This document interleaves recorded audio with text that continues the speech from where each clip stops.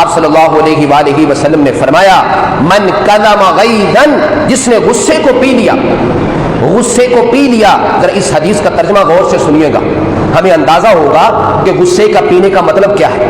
جس نے غصے کو پی لیا وَهُوَ قَادِرٌ عَلَىٰ أَن يُنفِذَهُ، وہ اس بات پر قادر تھا کہ وہ اپنے غصے کو نافذ کر سکتا تھا، یعنی وہ دوسرے پر غلبہ حاصل کر سکتا تھا. اگر وہ غصہ کر کے کوئی اپنا جو ہے وہ ریئیکشن کرتا تو وہ دوسرے پر غلبہ حاصل کر سکتا تھا، دوسرے کو زیر کر سکتا تھا. اتنی قوت اور طاقت اس کے اندر موجود تھی، لیکن اس نے اپنے غصے کو پی لیا اللہ کی رضا کے لیے. دعاہ اللہ سبحانہ و تعالی، دیکھیے اس کا انعام کتنا بڑا ہے. اللہ تعالیٰ اس کو ساری مخلوقات کے سامنے، 2-4 لوگ نہیں ہوں گے، 50-100 نہیں ہوگا، 1000-2000 نہیں ہوں گے، کروڑوں کی تعداد میں، اربوں کی تعداد میں جو لوگ ہوں گے وہاں پر موجود ہوں گے، ان کے سامنے اسے بلایا جائے گا اور بلا کر یہ کہا جائے گا حتی یخیرہ اللہ، حتی یخیرہ من الحور العین ما شاء.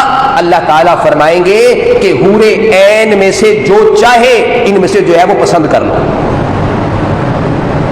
بہترین انعام سے نوازیں گے، حوصلہ افزائی ہوگی، قدر افزائی کی جائے گی، لیکن اس کو جو اپنے غصے کو پینے والا ہے. جس طرح اللہ تعالیٰ جو ہے وہ مردوں کو انعام سے نوازیں گے، غصے کو پینے والے، غصے کو کنٹرول کرنے والے، اسی طرح عورتوں کو بھی ان کی من پسند چیزوں سے نوازا جائے گا.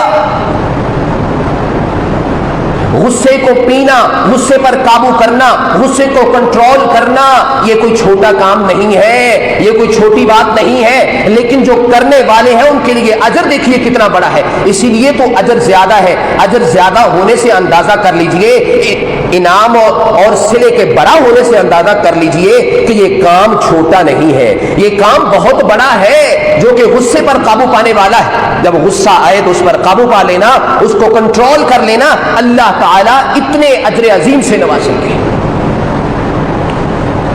اور وہ بھی قیامت والے دن، 50,000 سال والے دن، سخت ترین دن، جب جو ہے وہ نفسا نفسی کا عالم ہوگا اس وقت. تو یہ بظاہر جو کہ چھوٹا کام محسوس ہوتا ہے کہ غصے پر قابو پانا، یہ بہت بڑا کام.